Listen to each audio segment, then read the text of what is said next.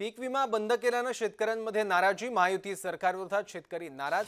सरकारनं 1 रुपयात विमा योजना सुरू करावी।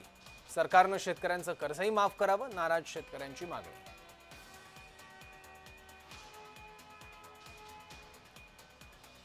पीक विमा देखील 1 रुपयामध्ये सुरू होता, पण तो देखील शासनाने आता बंद केला।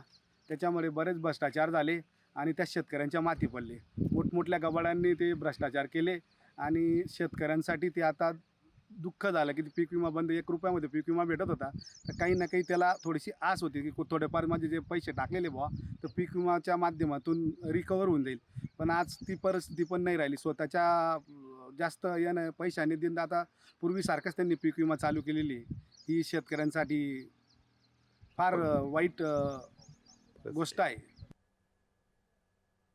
जे दीड महिन्यापासून पाऊस तर नाहीच आहे, परंतु जे सरकारने 1 रुपयाचा विमा चालू केलेला होता, ती स्कीम बी बंद करून दिलेली आहे आणि ती चालू असल्यामुळे आम्हाला थोडाफार फायदा होत होता। आता तोही बंद झालेला आहे। आता जर आता प्रायव्हेट काढायचं ठरवलं तर एकरी 800 रुपये खर्च येतो। आता बेबीवारा म्हणजे पैसे गेले, आता एकरी 800 रुपये शेतकरी पैसे कुठून काढणार आहे? त्यामुळे जो पहिला 1 रुपयाचा पीक विमा होता तो सरकारने चालू करायला पाहिजे।